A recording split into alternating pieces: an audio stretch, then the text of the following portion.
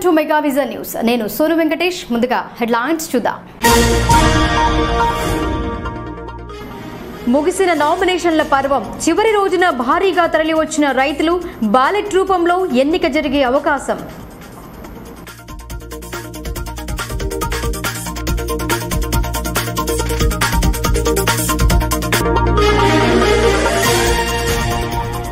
ఎడపల్లి రెంజల్లో కవిత బహిరంగ సభలు ఏర్పాట్లను పరిశీలించిన ఎమ్మెల్యే భారీ సంఖ్యలో తరలి రావాలని పిలుపు.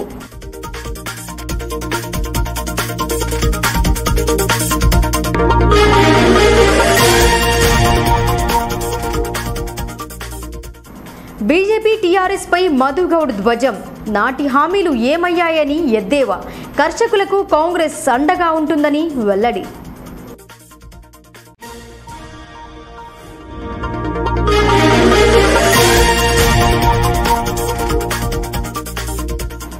నిజామాబాద్ పార్లమెంటు బరిలో రైతులు న్యాయపరమైన డిమాండ్లను పరిష్కరించకపోవడం ఇందుకు కారణం.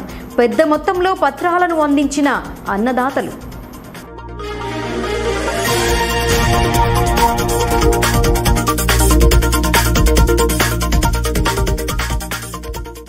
కార్పొరేట్ ఆసుపత్రులకు ధీటుగా ప్రైవేట్ వైద్యం. డయాలసిస్ కేంద్రాన్ని పరిశీలించిన పోచారం. రోగులను అడిగి తెలుసుకున్న స్పీకర్.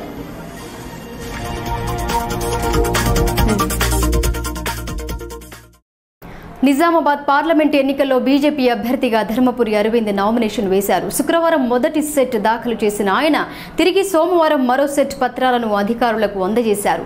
నామినేషన్ పర్వానికి చివరి రోజు కావడంతో కలెక్టరేట్కు భారీ సంఖ్యలో నామినేషన్ వేసేందుకు తరలివచ్చారు. బీజేపీ తరపున అరవింద్ కేంద్రంలోకి వెళ్లి పత్రాలను ఎన్నికల అధికారులకు అందజేశారు. తిరిగి అధికారంలోకి వచ్చేది బీజేపీ ప్రభుత్వమేనని ఆ పార్టీ అభ్యర్థి ధర్మపురి అరవింద్ అన్నారు. సోమవారం మరో సెట్ నామినేషన్ పత్రాలను ఎన్నికల అధికారులకు అందజేశారు. నామినేషన్ కేంద్రం వద్ద పెద్ద సంఖ్యలో రైతులు ఉండటంతో అరవింద్కు సైతం కాస్త నిరీక్షణ తప్పలేదు. నామినేషన్ పత్రాలను అధికారులకు అందించిన అనంతరం మీడియాతో మాట్లాడుతూ రాష్ట్ర ప్రభుత్వ నిర్లక్ష్యం నేడు రైతులకు ఈ పరిస్థితిని తీసుకొచ్చిందన్నారు. కేంద్ర ప్రభుత్వం 17 ఎకరాల పంట ధాన్యానికి మద్దతు ధర ప్రకటించిన విషయం తెలియంది కాదన్నారు. 5 సంవత్సరాల కాలంలో నిజామాబాద్ను ఎంతో అభివృద్ధి చేశామని చెబుతున్న వారు రైతాంగ సమస్యలను ఎందుకు పరిష్కరించలేకపోయారని ప్రశ్నించారు. రైతులు ఎదురు తిరిగితే వారిపై కేసులు నమోదు చేసి ఇతర పార్టీలపై పడటం అలవాటుగా మారిందని విమర్శించారు. పసుపు ఎర్రజొన్న రైతాంగానికి శాశ్వత పరిష్కారం బీజేపీతోనే సాధ్యమని ఆయన స్పష్టం చేశారు. రైతులు వారి జీవన స్థితిగతులపై అధ్యయనం చేసిన ప్రధాని మోడీ ప్రధాని కిసాన్ యోజన కింద సహాయం అందించే పథకానికి శ్రీకారం చుట్టారని పేర్కొన్నారు. రైతాంగ సమస్యలతో పాటు ఇతర రంగాలలో దేశాన్ని పురోగాభివృద్ధి సాధించేందుకు ప్రధాని ఎంతో కష్టపడుతున్నారని వివరించారు. నేడు ఆర్మూర్లో జరిగే భారీ బహిరంగ సభలో బీజేపీ జాతీయ ప్రధాన కార్యదర్శి పార్లమెంటు నియోజకవర్గ ఇన్ఛార్జ్ రామ్ మాధవ్ ప్రధాని మాటలను తన నోట వెల్లడిస్తానని పేర్కొన్నారు. ఎవరూ అధైర్యపడాల్సిన అవసరం లేదని, అందరికీ అండగా బీజేపీ ఉంటుందని స్పష్టం చేశారు. చూస్తూ ఉంటే వందలాది సంఖ్యలో పసుపు రైతులు కూడా నామినేషన్లు దాఖలు చేయడం జరుగుతూ ఉంది. ఇది ప్రజాస్వామ్యం. ప్రజాస్వామ్యంలో ఎన్నికల్లో ఎవరైనా పోటీ చేయొచ్చు. నేను ఎలక్షన్ కమిషన్కి విజ్ఞప్తి చేస్తూ ఉన్నాను. మొన్న శుక్రవారం చేసినట్టు చేయకుండా ఎంత రాత్రి అయినా సరే, మీరు మొన్న జరిగిన అసెంబ్లీ ఎన్నికల్లో రాత్రి 10 గంటల వరకు కూడా ఓటర్ క్యాంపస్లోకి వస్తే, బూత్లోకి వస్తే ఓటు వేయనిచ్చింది. కాబట్టి ఎంత సమయం అయినప్పటికీ పసుపు రైతులని మాత్రం వాళ్ళు నామినేషన్ వేయదలుచుకుంటే తప్పనిసరిగా ఎలక్షన్ కమిషన్ వాళ్ళకి కోఆపరేట్ చేయాల్సిందిగా మేము రిక్వెస్ట్ చేస్తూ ఉన్నాము.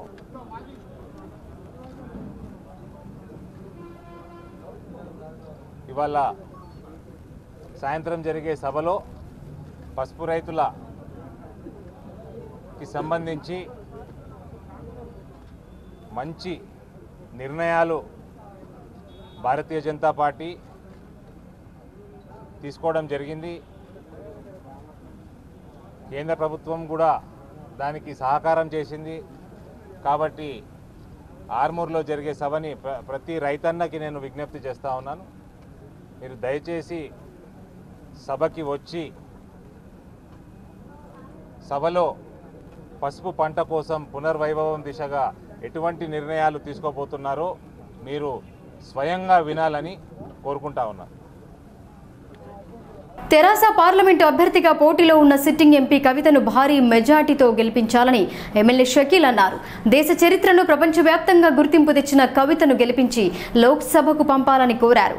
ఇటీవల జరిగిన అసెంబ్లీ ఎన్నికల్లో మమ్మల్ని గెలిపించిన మాదిరి కవితను సైతం భారీ మెజార్టీతో గెలిపించాలన్నారు. రెంజల్ మండలంలోని సాటాపూర్ గ్రామంలో మంగళవారం సిట్టింగ్ ఎంపీ కవిత బహిరంగ సభ పురస్కరించుకుని ఏర్పాట్లను స్థానిక ఎమ్మెల్యే షకీర్ అమీర్ మండల టీఆర్ఎస్ పార్టీ నాయకులు పరిశీలించారు. ఎమ్మెల్యే మాట్లాడుతూ ఈ నెల 11వ తేదీన పార్లమెంటు ఎన్నికలు జరగనున్నాయి. టీఆర్ఎస్ పార్టీ అభ్యర్థిగా ఎంపీ కవిత గారిని అత్యధిక మెజార్టీతో గెలిపించాలని అన్నారు. ఎంపీ కవిత పార్లమెంటులో తెలంగాణ అభివృద్ధి కొరకు తన వాణి ఎన్నోసార్లు వినిపించారన్నారని గుర్తు చేశారు. రాబోయే ఎన్నికలలో తెలంగాణ రాష్ట్రం నుండి 16 మంది ఎంపీలను గెలిపించుకునే బాధ్యత ప్రతి టీఆర్ఎస్ కార్యకర్తపై ఉందన్నారు. రాష్ట్రంలో టీఆర్ఎస్ ప్రభుత్వం ఎన్నో సంక్షేమ పథకాలు ఆచరణలో పెట్టడం జరిగిందన్నారు.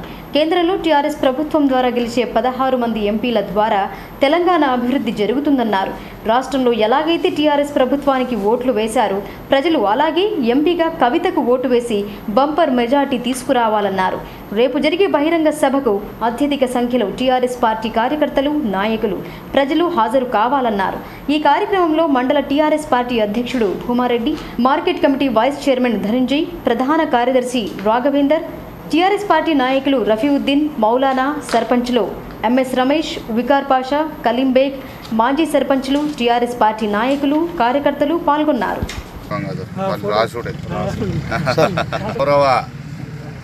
మళ్ళా ఎంపీ అభ్యర్థి గారు, గౌరవనీయులు పెద్దలు, మన బోధన్ నియోజకవర్గ కోడెలు, భారతదేశంలోనే ఒక మంచి గుర్తింపు, ఒక మెంబర్ ఆఫ్ పార్లమెంట్గా ఒక మంచి పేరు తెచ్చుకున్న మన బతుకమ్మ అక్క కవితక్క, మొత్తం యావత్ ప్రపంచంలోనే బతుకమ్మకి ఒక గుర్తింపు తీసుకొచ్చిన మహానాయకురాలు మన ఎంపీ గారు.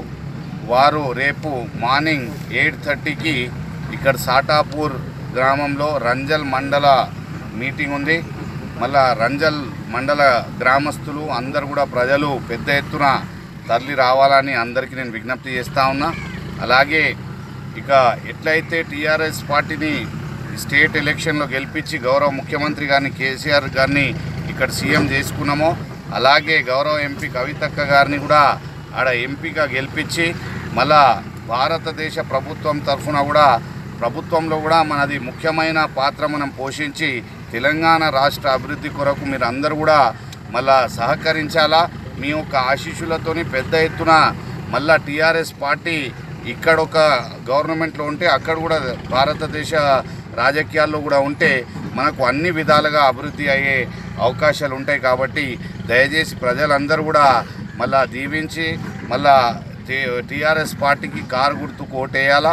మళ్ళీ రేపు కాబోయే మీటింగ్కి పెద్ద ఎత్తున మళ్ళీ సక్సెస్ఫుల్ చేయాలని కూడా రంజల మండల ప్రజలకు అందరికి కూడా పేరు పేరున అక్కా చెల్లెలకు అన్నదమ్ములకు అందరికీ నేను పేరు పేరున విజ్ఞప్తి చేస్తా ఉన్నా. జై తెలంగాణ. ఈ గ్రామం నిన్న మొన్నటి వరకు ఆచన్పల్లి గ్రామ పంచాయతీ పరిధిలో ఉండేది. ఇప్పుడు అది కాస్త మున్సిపాలిటీలో విలీనమైంది. ప్రస్తుతం ఈ గ్రామంలో తీవ్ర నీటి ఎద్దడి నెలకొంది. పరిష్కారం కోసం మున్సిపల్ కమిషనర్కు విన్నవించినా ఫలితం లేకుండా పోయింది. గ్రామస్తులంతా ఏకమై డబ్బులు పోగు చేసుకుని బోరు వేసుకుంటున్నారు. బోధన్ పట్టణ శివారులోని నర్సాపూర్ వాసులు దాహంతో అల్లాడిపోతున్నారు. గ్రామ పంచాయతీ హోదా ఉన్న ఈ గ్రామాన్ని కాస్త ఆచన్పల్లి నందు విలీనం చేశారు. తీరా పట్టణ శివారు గ్రామాలను మున్సిపాలిటీలో విలీనం చేస్తూ జీవో జారీ అయింది. కానీ వీరి సమస్య మాత్రం తీరడం లేదు. వేసవి సమీపించడంతో గ్రామంలో తాగునీటి ఎద్దడి మొదలైంది. గ్రామస్తులంతా కలిసి మున్సిపల్ కమిషనర్కు విన్నవించినా ఫలితం లేకుండా పోయిందని ఈ ప్రాంత వాసులంతా డబ్బులు పోగు చేసుకుని బోరు వేశారు. కానీ 4 బోర్లలో ఒక్క నీటి చుక్క రాలేదు. గ్రామానికి 1/2 కిలోమీటర్ దూరంలో బోరు వేయగా నీరు పడ్డాయి. దీంతో 1/2 కిలోమీటర్ పొడవు కందకం తవ్వి పైప్ లైన్, విద్యుత్ లైన్ వేసుకుని బోరు ప్రారంభించుకున్నారు. ఇంతటి ఇబ్బంది ఉన్నా ఎవరూ తమకు సహాయం అందించడం లేదని పేర్కొన్నారు. ముందుగా ప్రస్తుత ఎన్నికలకు దూరంగా ఉంటామని చెప్పారు. మా పంచాయతీ మాకు కల్పించి మాకు కావాల్సిన అవసరాలను తీరిస్తేనే సహకరిస్తామని వివరించారు. మాపై సీతకన్ను వేస్తున్నారని వాపోయారు. స్వంత డబ్బులతో బోర్ మోటార్, పైప్ లైన్, విద్యుత్ సౌకర్యం ఏర్పాటు చేసుకుని దాహం తీర్చుకుంటున్నామని వారన్నారు. सिटी के नज़दीक रह के भाई हमको अब तक गवर्नमेंट का आज से हमको कुछ भी नहीं मालूम, आज तक 30-40 साल से नहीं मालूम। फिर अभी भी परसों जाके हम करे क्या है बोलते मालूम है, गाँव वाले तो मिल के करके गए भाई ऐसी हमको मुश्किल है बोले, तो कमिश्नर साहब के पास गए। जाने के बाद उन्होंने ऐसा बोल के बोले हमसे क्या है, हम देखेंगे फाइल भेजेंगे। पीने को पानी नहीं था हमको, पानी नहीं था तो साहब हम मर जा रहे साहब बोले, तो देखेंगे तो 4-5 दिन हो गए। फिर हम गाँव वाले सीधा आके गाँव की कमेटी बैठने के बाद डिसाइड करके चंदा करे। हम लोग चंदा करके 4 बोर मारे तो 4 बोर फेल हो गए, 5वां बोर यहाँ मारने के बाद यहाँ पास हुआ। फिर और घर को 1500 डाल लेके आधा किलोमीटर पाइपलाइन ले जा रहे भैया। हमको पानी धोने को छोड़ दो, पाँव को और बच्चों को पीने को मुश्किल है हमको। ये हुकूमत में अब इतना खरीब है सिटी के, और हमारे गाँव को क्या है निकाल दे के पंचायत से निकाल के म्यूनसिपालिटी में मिला दिए। ये नहीं होना। हम अब गाँव वाले भी ये भी कर लिए कि हम बैठ के 100 आदमी बढ़े, कोई जात नहीं कोई पात नहीं, बैठ के करके कर लिए कि भाई इसको कैसा करेंगे क्या करेंगे। फिर अपने को तो गवर्नमेंट से सहूलत नहीं है, फिर आने वाला इलेक्शन है अपने को तो कोई पकड़ ले रहा नहीं, कैसा करेंगे क्या करेंगे। तो हम गाँव वाले पूरे मिल के पैसे जमा करें, और आने वाले इलेक्शन के टाइम पे भी क्या डिसीजन लेते हैं, हम हमारा गाँव की तरफ से हम ओन डिसीजन लेते हैं गाँव वाले। हमको तो अब तक गवर्नमेंट की 1 रुपये की कोई नहीं है तो मिल के बोले हमको हम ही कर लेते बोल के। अब ये गाँव वाले सब जिसको जितना समझ में आता पैसे दे के अभी लाइन ये पाइपा ये खोदना पूरा जेसीपी पूरा अपन जाति गाँव वाले कर ले रहे। अब इसके आगे हमारे लिए कोई गवर्नमेंट ही चाहिए समझ रहे। खैर गवर्नमेंट वाले कोई आना भी नहीं, हमारे को कोई वोट मांगना नहीं, हमारे पास आना ही नहीं। अगर आना है हमारी पंचायत हमारे को देना, नहीं तो ये बिला पूरे जितने भी हुए उन्होंने ठहर के हिसाब करके देना है। तो गवर्नमेंट हमारे पास पंचायत के लिए वोट के लिए आना। ఆసియా ఖండంలోనే పేరుగాంచిన చక్కెర పరిశ్రమను మూతవేసిన ఘనత ఎవరిది అని మాజీ ఎంపీ మధుగౌడ్ అన్నారు. 2014 ఎన్నికలలో అధికారంలోకి వచ్చిన 100 రోజుల్లో పరిశ్రమను స్వాధీనం చేసుకుంటామని చెప్పి ఏం చేశారని ఆయన ప్రశ్నించారు. నిజామాబాద్ మాజీ ఎంపీ మధుగౌడ్ మరోసారి కాంగ్రెస్ పార్టీ తరపున లోక్సభ పోటీలో నిలుస్తున్నారు. శుక్రవారం మధుగౌడ్ తరపున నామపత్రాలను ఎన్నికల అధికారులకు అందజేశారు. తాజాగా సోమవారం మధుగౌడ్ నామినేషన్ వేశారు. బోధన్ ఎన్డీఎస్ఎల్ చక్కెర పరిశ్రమ ఎదుట నామపత్రాలను పూరించి శకర్నగర్లోని రామాలయంలో పూజలు జరిపి తిరిగి ఇక్కడి నుండి నిజామాబాద్ నామినేషన్ కేంద్రానికి తరలి వెళ్లారు. ఈ ప్రాంతానికి తీపిని పంచిన పరిశ్రమ కునారిల్లిపోవడం వల్ల కార్మికులు, రైతులు అనేక ఇబ్బందులు ఎదుర్కొంటున్నారని పేర్కొన్నారు. ఇచ్చిన హామీలు ఏమయ్యాయని ప్రశ్నించారు. ఎంపీ అభ్యర్థితో MPP Gangashankar, Alle Ramesh, senior journalist Ganesh, Nizam Sugars కార్మికులు ఆయన వెంట ఉన్నారు. అతిపెద్దదిగా ఎదిగి ఏళ్ల తరబడి దేశానికి తీపి పంచుతూ ఇటు కార్మికులకి, రైతులకి, బోధన్ పట్టణానికి కాకుండా యావత్తు తెలంగాణ ప్రాంతానికి తలమానికంగా ఎదిగినది. ఎన్నో పర్యాయాలు ప్రైవేట్ పరంగా చేస్తున్న తరుణంలో కాంగ్రెస్ పార్టీ పార్లమెంట్ సభ్యుడిగా ప్రభుత్వం తరఫున ఇది ప్రైవేట్ పరం కాకుండా కాంగ్రెస్ ప్రభుత్వం ఉన్నప్పుడు దీన్ని 10 సంవత్సరాలు కాపాడుకుంటూ అసెంబ్లీ కమిటీ ద్వారా కూడా ప్రభుత్వమే స్వాధీనం చేసుకోవాలని రిపోర్ట్ తెప్పించుకొని ఇక్కడ రైతులకి కనీస మద్దతు ధరకు అధికంగా కాంగ్రెస్ పార్టీ తరఫున దీన్ని ఇస్తూ కాపాడుకున్నాం. తెలంగాణ రాష్ట్రం వచ్చింది. తెలంగాణ రాష్ట్రం వచ్చినాక ఇక్కడ పోటీ చేస్తున్నప్పుడు ముఖ్యమంత్రి గారి కూతురు స్థానిక ఎంపీ కవిత గారు మాట్లాడుతూ 2014లో 100 రోజులలో నిజాం చక్కెర ఫ్యాక్టరీని స్వాధీనం చేసుకుంటాం, ఒకవేళ స్వాధీనం చేసుకోకపోతే మళ్ళీ వచ్చి నేను ఓట్లు కూడా అడగానని చెప్పినది. మరి ఇప్పుడు బోధన్ బిడ్డలకు ఏం ముఖం పెట్టుకొని వచ్చి ఓట్లు అడుగుతారు? 5 సంవత్సరాల మీ కాలంలో ధనిక రాష్ట్రంగా ఏర్పాటు చేసిన తెలంగాణలో వేలాది కోట్లు మీరు 1,07,000 కోట్లు ఖర్చు పెడుతూ రీడిజైన్ కింద ప్రైవేట్ కార్పొరేట్ వైద్యశాలలకు దీటుగా ప్రభుత్వ ఆసుపత్రిలో మెరుగైన సేవలు అందుతున్నాయని స్పీకర్ పోచారం శ్రీనివాసరెడ్డి అన్నారు. అత్యాధునిక వైద్య పరికరాలతో ప్రజలకు వైద్య సేవలు అందించడం జరుగుతుందన్నారు. యంత్రాల పనితీరుపై ఆయన డయాలసిస్ కేంద్రాన్ని పరిశీలించారు. ప్రభుత్వ ఆసుపత్రిలో రోగులకు మెరుగైన సేవలను అందించాలని స్పీకర్ పోచారం శ్రీనివాసరెడ్డి అన్నారు. బాన్సువాడ ఏరియా ఆసుపత్రిలో ఉన్న డయాలసిస్ కేంద్రాన్ని స్పీకర్ పోచారం పరిశీలించారు. ఆసుపత్రిలో చికిత్స పొందుతున్న రోగులతో మాట్లాడి వైద్య సేవలను అడిగి తెలుసుకున్నారు. వైద్య సేవలు, ఇతర సౌకర్యాలు సౌకర్యంగా ఉన్నాయా అని రోగులను అడిగారు. ప్రజలకు మెరుగైన వైద్యాన్ని అందించేందుకు ప్రభుత్వ ఆసుపత్రులు బలోపేతం చేయడం జరిగిందన్నారు. ప్రజలు కిడ్నీ వ్యాధి బారిన పడకుండా వర్షాధార జలాలను ఒడిసి పట్టుకుని వాటిని సేవించాలన్నారు. భూమిలో నుండి నీటిని బయటకు తీసి సేవించడం వల్ల నీటిలో ఖనిజాలు తగ్గిపోయి రోగాల బారిన పడుతున్నామని పోచారం ఆవేదన వ్యక్తం చేశారు. అందులో భాగంగానే రాష్ట్రంలో రోజు రోజుకు కిడ్నీ సమస్యలతో బాధపడుతున్న వారి సంఖ్య పెరుగుతూ ఉంది. కారణాలు ఏమైనా తాగే మంచినీళ్ళ వల్ల కానీ, కలుషితమైనటువంటి వాతావరణంలో కానీ, రకరకాల కారణాల వల్ల కిడ్నీలు చెడిపోయి, మూత్రపిండాలు చెడిపోయి ప్రాణాలు పోగొట్టుకునే పరిస్థితి వస్తుంది. మూత్రపిండ వ్యాధిని కలిగినటువంటి సిద్ధంగా వర్షంతో వచ్చినటువంటి వాటర్తో తాగితే ఈ కిడ్నీ ప్రాబ్లం రాదు. బోర్ల ద్వారా ఇంతవరకు మనకి ఏమి ఆసరా లేక బోర్లే దిక్కు కాబట్టి బోర్లు వేసుకోవడం 200 ఫీట్లు 300 ఫీట్లు 400 ఫీట్లు వేస్తా పోతుంటే రోజు రోజుకు కొత్తగా వేసినప్పుడు బోర్ నీళ్ళు మంచిగా అనిపించినాయి కానీ కాలం గడిచిన బోధన్ రెవెన్యూ కార్యాలయంలో షాక్ సర్క్యూట్ జరిగింది. దీంతో విలువైన డాక్యుమెంట్లు, కంప్యూటర్ పరికరాలు, కొద్దిగా ఫర్నిచర్ కూడా దగ్ధమైంది. ఈ షాక్ సర్క్యూట్ ఎలా జరిగిందన్న విషయం తెలియరాలేదు.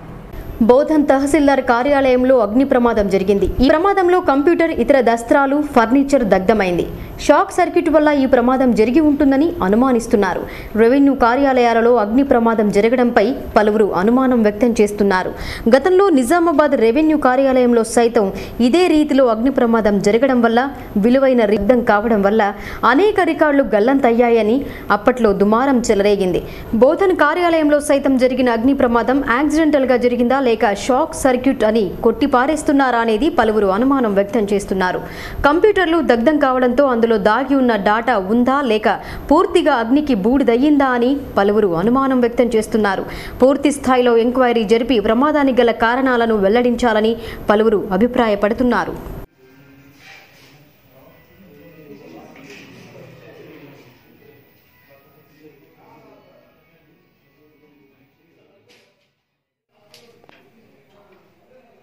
ఆబ్జెక్ట్ తో లొకేట్ అన్న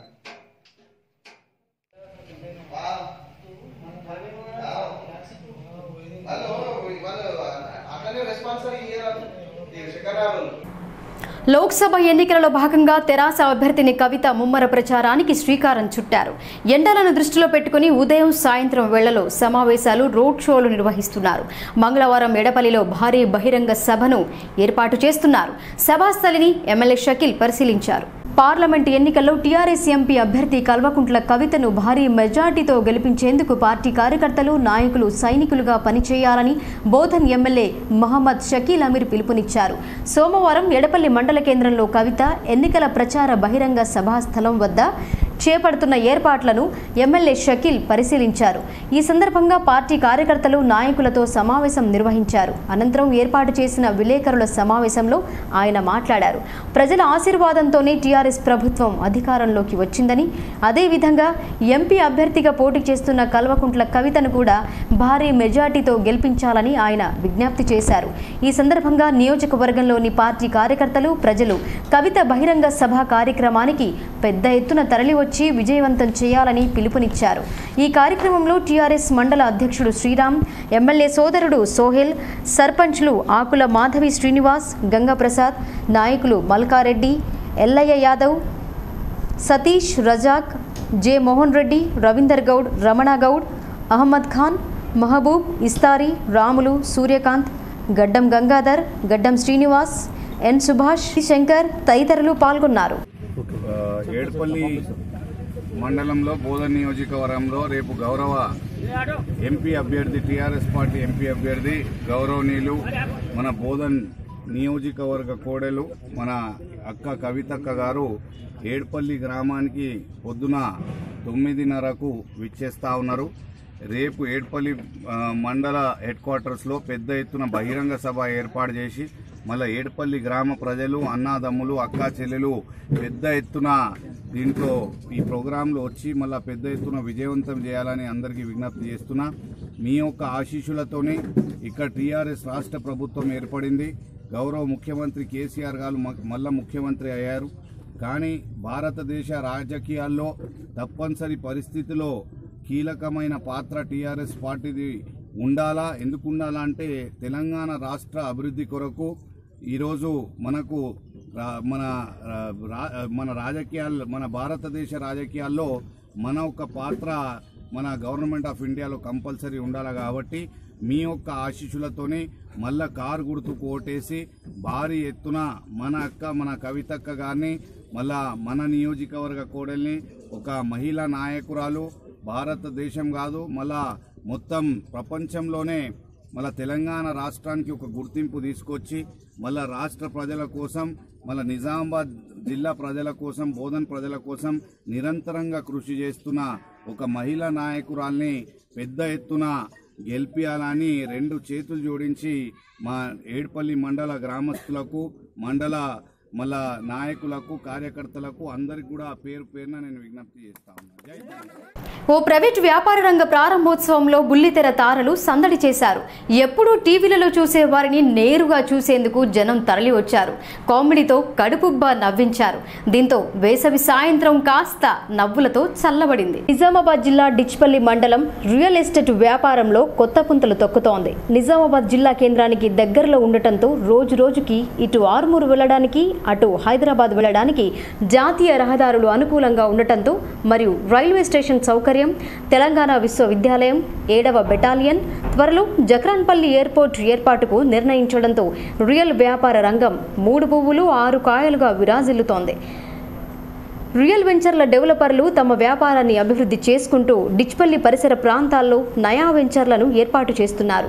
ప్రజలకు అందుబాటులో ఉండే రేట్లలో ధరలు ఉండటంతో ఇటీవలి కాలంలో రియల్ వ్యాపారం ఊపందుతోంది. డిచ్పల్లి రైల్వే స్టేషన్ సమీపంలోని ఆరుమూర్ రోడ్లో గల రెయిన్బో హోమ్స్ మరియు లేలో డెవలపర్స్ వారి ఆధ్వర్యంలో నూతనంగా 20 ఎకరాలలో కొత్త వెంచర్ని ప్రారంభించారు. ఈ కార్యక్రమంను మేనేజింగ్ డైరెక్టర్లు సందీప్ వర్మ బబ్లు శాంసన్ ఆధ్వర్యంలో నూతన వెంచర్ బ్రోచర్ను జ్యోతి ప్రజ్వలన చేసి సినీ నటులు జబర్దస్త్ ఫేమ్ టీం సభ్యులు ప్రారంభించారు. ప్రధాని మోడీ సీఎం కేసీఆర్ ఇద్దరు దళిత మైనార్టీల వ్యతిరేకులని నిజామాబాద్ పార్లమెంటు కాంగ్రెస్ అభ్యర్థి మధుగౌడ్ అన్నారు. 2 పర్యాయాలు తనను ఆశీర్వదించిన నిజామాబాద్ ప్రజలు తిరిగి అవకాశం కల్పిస్తారని ధీమా వ్యక్తం చేశారు. స్వరాష్ట్ర సాధనలో ఎంతో మంది ప్రాణత్యాగం చేస్తే వచ్చిన తెలంగాణను కేసీఆర్ కుటుంబం ఎంజాయ్ చేస్తోందని ధ్వజమెత్తారు. తెలంగాణ కావాలని పార్లమెంటు సభ్యునిగా ఉన్న రోజులోనే గళం వినిపించానని వివరించారు. నిజామాబాద్ పార్లమెంట్ కాంగ్రెస్ అభ్యర్థిగా మాజీ ఎంపీ మధుగౌడ్ సోమవారం నామినేషన్ వేశారు. పార్టీ శ్రేణులతో కలిసి కేంద్రంలోకి వెళ్లిన ఆయన నామపత్రాలను అధికారులకు అందజేశారు. అనంతరం మీడియాతో మాట్లాడుతూ తెరాస బీజేపీ విధానాలపై మండిపడ్డారు. సీఎం కూతురు నిజామాబాద్ ఎంపీగా ఉన్న కవిత ఏం చేశారని ప్రశ్నించారు. నిజాం షుగర్ పరిశ్రమను స్వాధీనం చేసుకుంటామని చెప్పడంతో పాటు జిల్లాకు పసుపు బోర్డు మంజూరు, క్వింటాలు పసుపుకు 10,000 మద్దతు ధర, నిజామాబాద్ నుండి ఆదిలాబాద్ రైల్వే పనులు ఏమయ్యాయని ప్రశ్నించారు. నీళ్లు నిధులు నియామకాల కోసం కొట్లాడి సాధించుకున్న తెలంగాణ పరిస్థితి ఏంటన్నారు. ఆసియా ఖండంలో పేరుగాంచిన చక్కెర పరిశ్రమను మూతవేయడం ఎవరి ఘనత అన్నారు. పసుపు ఎర్రజొన్న రైతులకు మద్దతు ధర కల్పించకపోవడం ఎవరి తప్పని అన్నారు. నాణ్యానికి బొమ్మ బొరుసు లాంటి వారు కేసీఆర్ మోడీ అన్నారు. 5 సంవత్సరాల కాలంలో ఎలాంటి అభివృద్ధి జరగలేదని పేర్కొన్నారు. దళితుణ్ణి ముఖ్యమంత్రిని చేస్తానని ప్రజలను నమ్మించి మోసం చేసిన చరిత్ర తెరాసదని ఆయన అన్నారు. దళితునికి ప్రతిపాదక హోదా కల్పిస్తే అది జీర్ణించుకోలేక 7 ఎమ్మెల్యేలను కొనుగోలు చేసింది ఎవరని నిలదీశారు. దళిత మైనార్టీ వ్యతిరేకులైన ఈ పార్టీలకు బుద్ధి చెప్పి కాంగ్రెస్ ఎంపీ అభ్యర్థిగా బరిలో నిలిచిన తనను గెలిపించాలని ఆయన కోరారు. నిజామాబాద్ నియోజకవర్గ ప్రజల ఆశీస్సులతోటి రాజకీయాలకు వచ్చి 2 పర్యాయాలు పార్లమెంటు సభ్యుడిగా మళ్ళీ తెలంగాణ రాష్ట్ర సాధనలో తెలంగాణ ప్రజల ఆకాంక్ష నెరవేరుస్తూ పార్లమెంట్ సభ్యుడిగా పోరాడి చట్టం తీసుకురావడం, తెచ్చుకున్న తెలంగాణ రాష్ట్రంలో 5 సంవత్సరాల నుంచి తెలంగాణ విధ్వంసం, దోపిడీ, నిరుద్యోగ సమస్య పెరిగిపోయి అన్నిటికన్నా ముఖ్యంగా రైతులు, ఇవాళ చెరుకు రైతులు ఏషియా ఖండంలోనే అతి గొప్ప చక్కెర కర్మాగారమైన నిజాం షుగర్ ఫ్యాక్టరీ మా హయాంలో పెద్దలు మాజీ మంత్రివర్యులు జీవన్ రెడ్డి గారు గడుగు గంగాధర్ గారు, తాహిర్ బిన్ అమ్దర్ గారు, ఎమ్మెల్సీ భూపతి రెడ్డి గారు, అనిల్ గారు, మానాల మోహన్ రెడ్డి గారు, మేము ఇవాళ నామినేషన్ వేయడం కాంగ్రెస్ పార్టీ తరఫున మా ముఖ్య లక్ష్యం కూడా కాంగ్రెస్ హయాంలో నిజాం చక్కెర ఫ్యాక్టరీ మూతపడలే. తెలంగాణ వచ్చినాక స్థానిక పార్లమెంటు సభ్యురాలు ముఖ్యమంత్రి గారి కూతురు బోధన్ పట్టణంలో మాట్లాడుతూ 100 రోజులలో చక్కెర ఫ్యాక్టరీ స్వాధీనం చేసుకుంటామని చెప్పినారు. ఎన్ఎస్ఎఫ్ తెరుస్తామని చెప్పినారు. పసుపు బోర్డు ఏర్పాటు చేస్తామని చెప్పి మేనిఫెస్టోలో చెప్పుకున్నారు. 10,000కు తగ్గకుండా పసుపు రైతులకు మద్దతు ధరతో కొంటామని చెప్పినారు. ఎర్రజొన్నలు కొనుగోలు చేస్తామని చెప్పినారు. ఆర్మూర్ ఆదిలాబాద్ రైల్వే లైన్ చెప్పినారు. ఎలాంటి అభివృద్ధి జరగకుండా ఇటు నిజామాబాద్ ప్రజలను మోసం చేయడం, ఇటు తెలంగాణని మోసం చేయడం, ప్రశ్నించే గొంతును నొక్కేయడం, దళితుని ముఖ్యమంత్రిని చేస్తానని చెప్పి కాంగ్రెస్ పార్టీ దళితుని ప్రతిపక్ష నాయకుడు చేస్తే ఒక దళితుడా ప్రతిపక్ష నాయకుడు నేనా వాడికి జవాబు చెప్పాలని అహంకారంతో 9 మంది ఎమ్మెల్యేలను కొనుక్కొని నెక్స్ట్ అసెంబ్లీ సెషన్ కన్నా ముందే ఈ దళితుని ప్రతిపక్ష నాయకుడిని చేస్తానని చెప్పి ఇటు చంద్రశేఖరరావు, కేంద్రంలో నరేంద్ర మోదీ గారు దళితుడు ప్రతిపక్ష నాయకుడిని చేస్తే మల్లికార్జున ఖర్గేని టెక్నికల్ రీజన్ అంటూ ప్రతిపక్ష హోదా ఇవ్వకపోవడం, ఇటు మోదీ ఇటు చంద్రశేఖరరావు ఇద్దరు ఒక నాణానికి ఉన్న 2 బొమ్మలు. ఇద్దరు కూడా దళిత వ్యతిరేకులు, మైనార్టీ వ్యతిరేకులు, రైతులకు వ్యతిరేకం. ఇవాళ నిరుద్యోగ సమస్య నిజామాబాద్ జిల్లా తీసుకుంటే 94,000 మంది ఇక్కడ నిజామాబాద్ మున్సిపల్ కార్పొరేషన్లో ఆమోదం చేయించుకున్నారు. యువకులు ఉద్యోగం రాక. తెలంగాణలో 15 లక్షల మంది. తెలంగాణ వస్తే ఉద్యోగాలు వస్తుంటే నిరుద్యోగులను యువకులను మోసం చేసినారు. ఎన్నికల సందర్భంగా డబ్బు, మద్యం ఇతర ప్రాంతాలకు ప్రబలకుండా పోలీస్ యంత్రాంగం చర్యలు చేపట్టింది. ఎక్కడికక్కడ చెక్ పోస్టులను ఏర్పాటు చేసి విస్తృత తనిఖీలు జరుపుతున్నారు. సరైన ఆధారాలు లేని డబ్బులను స్వాధీనం చేసుకుంటున్నారు. కామారెడ్డి జిల్లా ఎల్లారెడ్డి డివిజన్ కేంద్రంలో ఈరోజు ఎల్లారెడ్డి అంబేద్కర్ ఎక్స్ రోడ్లో పోలీసులు వాహనాల తనిఖీలు నిర్వహించారు. లోక్సభ ఎన్నికలు దృష్టిలో ఉంచుకొని సోమవారం ఉదయం 5 గంటల నుండి 7 గంటల వరకు వాహనాలను ఆపి తనిఖీలు నిర్వహించారు. ఈ సందర్భంగా ఎస్ఐ కుమార్ రాజు మాట్లాడుతూ ఎన్నికల కమిషన్ ఆదేశాల మేరకు తాము ఈ తనిఖీలు చేపడుతున్నట్లు ఆయన వివరించారు. వాహనాలలో నిబంధనలకు విరుద్ధంగా నగదు కానీ మద్యం కానీ తీసుకువెళ్లడం నేరమని అన్నారు. నగదును తీసుకువెళ్లే సమయంలో సరైన పత్రాలు దగ్గర ఉంచుకోవాలని ఆయన సూచించారు. సరైన పత్రాలు లేకపోతే నగదు సీజ్ చేయడం జరుగుతుందని హెచ్చరించారు. ఆయన వెంట కానిస్టేబుళ్లు సాయిబాబా, బాలరాజు, హోంగార్డ్ పెంటయ్య, ఎస్ఐ కుమార్ రాజుల బృందంతో తనిఖీలు నిర్వహించారు.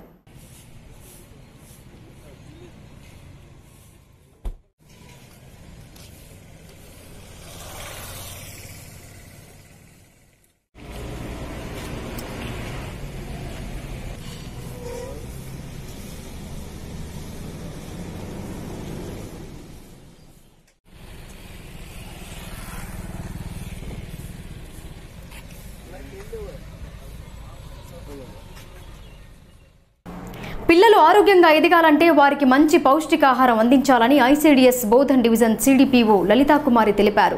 ఆకుకూరలు, పప్పులు అధికంగా తీసుకోవడం వల్ల అందులో ఉండే మాంసకృతులు రోగ నిరోధక శక్తిని పెంచుతాయని వెల్లడించారు. పోషక అభియాన్లో భాగంగా ఏర్పాటు చేసిన సమావేశంలో పలు సూచనలు చేశారు. ఎడపల్లి మండలంలోని జాన్కంపేట్ గ్రామంలో ఐసీడీఎస్ ఆధ్వర్యంలో పోషణ అభియాన్లో భాగంగా పోషకాహార వారోత్సవాలు నిర్వహించారు. ఈ కార్యక్రమానికి ఐసీడీఎస్ సిడిపిఓ లలితాకుమారి హాజరై పోషకాహారాలపై మరియు స్వచ్ఛ భారత్లపై విద్యార్థులకు అవగాహన కల్పించారు. ఈ సందర్భంగా ప్రతి ఒక్కరూ మంచి అలవాట్లతో మంచి పోషక పదార్థాలని భుజించి ఆరోగ్యంగా ఉండాలని, జన చైతన్యం ద్వారా ప్రతి ఒక్కరిని ఆరోగ్యవంతులుగా మార్చాలని అన్నారు. ఈ సందర్భంగా ఆమె మాట్లాడుతూ తక్కువ ఖర్చుతో కూడిన ఆకుకూరలు, కూరగాయలలో ఎక్కువ పోషకాలుంటాయని అన్నారు. వీటి ద్వారా గర్భవతులు, బాలింతలకు తక్కువ ఖర్చుతో కూడిన మంచి పోషకాహారం లభిస్తుందని అన్నారు. సరైన పౌష్టికాహారం తీసుకోనట్లయితే పోషణ లోపం కలుగుతుందని, దానివల్ల అనేక ఆరోగ్య సమస్యలు తలెత్తుతాయని అన్నారు. అంగన్వాడీ కేంద్రాలలో బాలింతలకు, గర్భవతులకు, చిన్నారులకు పౌష్టికాహారం అందించడం జరుగుతుందని, ప్రతి ఒక్కరూ దాన్ని సద్వినియోగం చేసుకోవాలని సూచించారు.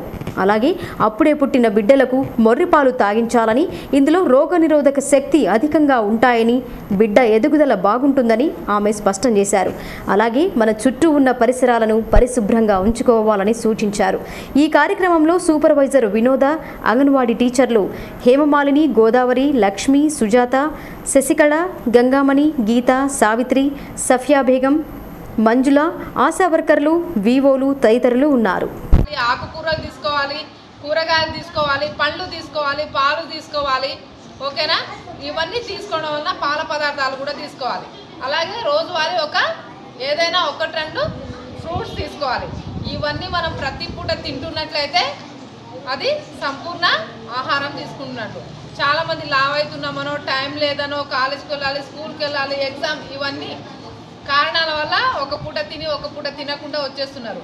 దాంతో పోషక లోపం. మీరు సరైన ఈ వయసులో ఇంత బరువు ఉండాలి, ఇంత ఎత్తు ఉండాలంటే అలా ఎవరు కూడా ఉండట్లేరు. చాలామంది కిషోర బాలికలు ఐరన్ లోపంతో కానీ, కాల్షియం లోపం లాంటివి, చిన్నపిల్లలు అయితే డయేరియా అయితే ఈ సమ్మర్లో ఒక్కొక్కసారి చనిపోయే అవకాశం కూడా ఉంటుంది. సో ఇవన్నీ కూడా వచ్చేస్తాయి కాబట్టి అలా ఉండకుండా ఉండాలి. మంచి ఆహారం తీసుకోవాలి, అది కూడా మంచి అలవాట్లతో తీసుకోవాలన్న ఉద్దేశంతో ఈ కార్యక్రమాన్ని ఏర్పాటు చేసుకున్నాము. అయితే ఎవరు కూడా చిన్నపిల్లలు కానివ్వండి, కిషోర బాలికలు కానివ్వండి, యూత్ కానివ్వండి, తర్వాత తల్లులు, గర్భిణీ బాలికలు, ప్రతి ఒక్కరు కూడా ఇప్పుడు మన సమాజంలో చాలా వరకు హాఫ్ ఆఫ్ ది మెంబర్స్ పోషణ లోపంతో. నిజామాబాద్ పార్లమెంటు ఎన్నిక పోటీ పూర్తిగా రైతుల చుట్టూ తిరుగుతోంది. తమ న్యాయపరమైన డిమాండ్లను పరిష్కరించాలని ఆరుమూరు డివిజన్ రైతాంగం ఫిబ్రవరి మాసంలో అనేక ఆందోళనలు చేశారు. రహదారి దిగ్బంధనం, వంట వార్పు, ఆరుమూరు బంద్ వంటి నిరసనలు చేపడితే రైతులపై అక్రమ కేసులు బనాయించి జైలుకు పంపారు. ఇదే సమయంలో వచ్చిన లోక్సభ ఎన్నికలలో నిరసన తెలపాలని భావించారు. డివిజన్ పరిధిలోని గ్రామానికి చెందిన 5 చొప్పున నామినేషన్ వేయాలని భావించారు. దీన్ని నియంత్రించేందుకు ఎన్నికల యంత్రాంగం అధికార పార్టీకి సహకరిస్తుందని రైతులు ఆరోపిస్తున్నారు. నిజామాబాద్ రాజకీయం పూర్తిగా రైతుల చుట్టూ తిరుగుతోంది. ముందస్తుగా తీర్మానించిన ప్రకారం రైతులు నామినేషన్ కేంద్రానికి చేరుకుని పత్రాలను అధికారులకు అందజేస్తున్నారు. పెద్ద సంఖ్యలో రైతులు రావడంతో పోలీసులు వారిని కేంద్రం లోపలికి అనుమతించకుండా నిలువరిస్తున్నారు. గత శుక్రవారం ఇదే పరిస్థితి తలెత్తింది. నిర్ణీత సమయంలో నామినేషన్ కేంద్రంలోకి రైతులు వెళ్లినా కొందరి పత్రాలను తీసుకొని మరికొందరికి నిరాశ మిగిల్చారు. సోమవారం నామినేషన్కు చివరి తేదీ కావడంతో భారీగా రైతులు నామినేషన్ కేంద్రానికి చేరుకున్నారు. పసుపు, ఎర్రజొన్న రైతులకు మద్దతుగా బోధన్ చక్కెర పరిశ్రమ అన్నదాతలు సైతం తోడయ్యారు. ప్రభుత్వంపై నిరసన తెలపడానికి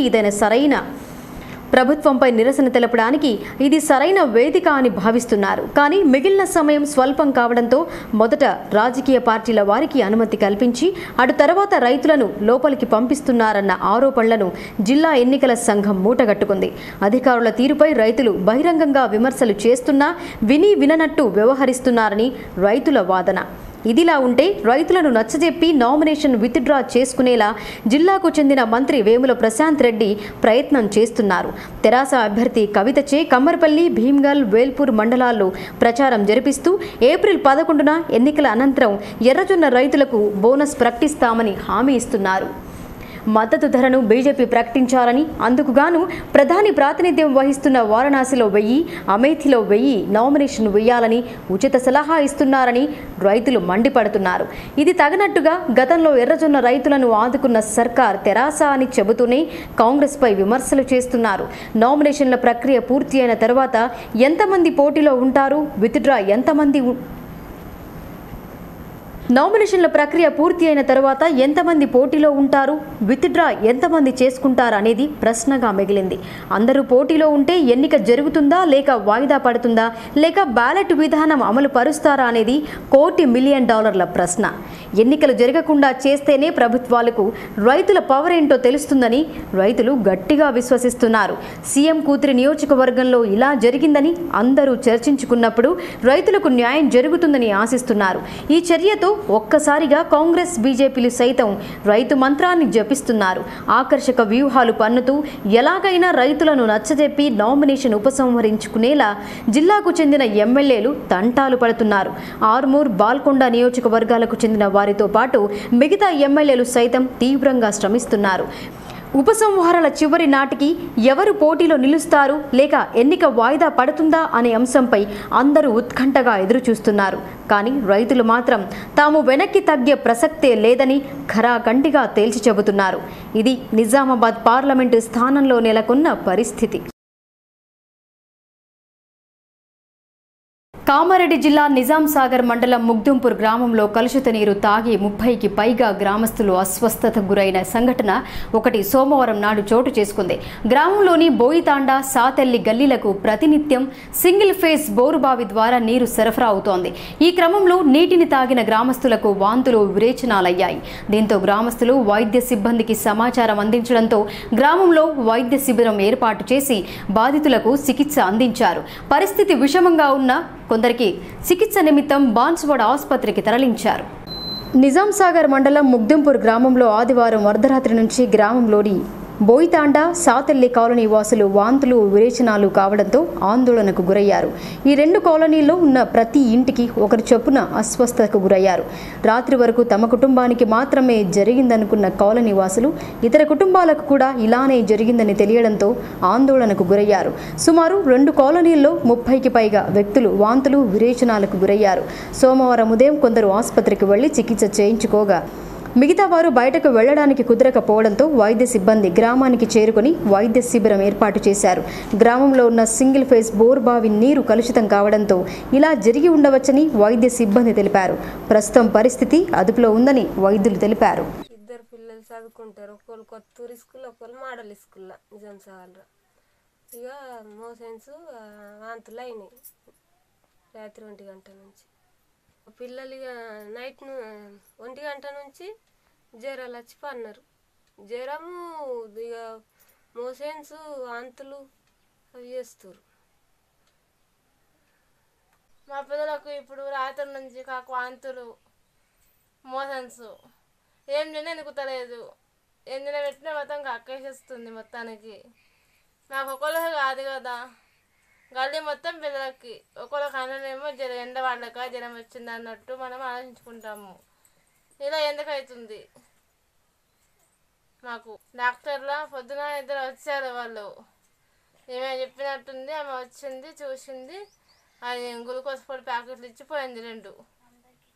మళ్ళీ ఒకటి గోళీలు ఎన్ని ఇచ్చిన గోళీలు 2 ఇచ్చిందండి. ఆ గోళీలు చాలా వామిటింగ్ మోషన్, అసలు నీళ్ళు కూడా. ఇక వార్తలు ముగించే ముందు హెడ్లైన్స్ మరొకసారి. ముగిసిన నామినేషన్ల పర్వం చివరి రోజున భారీగా తరలివచ్చిన రైతులు, బ్యాలెట్ రూపంలో ఎన్నిక జరిగే అవకాశం.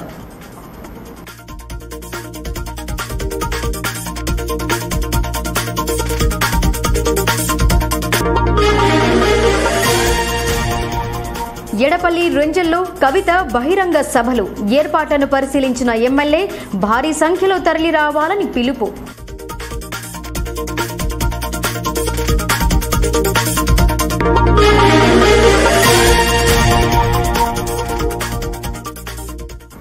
బీజేపీ టీఆర్ఎస్ పై మధుగౌడ్ ధ్వజం, నాటి హామీలు ఏమయ్యాయని ఎద్దేవా, కర్షకులకు కాంగ్రెస్ అండగా ఉంటుందని వెల్లడి.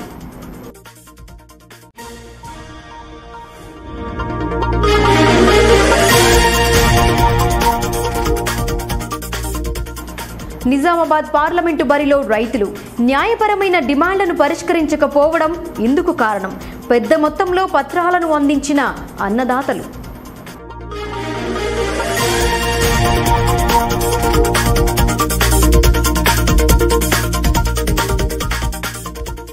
కార్పొరేట్ ఆసుపత్రులకు ధీటుగా ప్రైవేట్ వైద్యం, డయాలసిస్ కేంద్రాన్ని పరిశీలించిన పోచారం, రోగులను అడిగి తెలుసుకున్న స్పీకర్.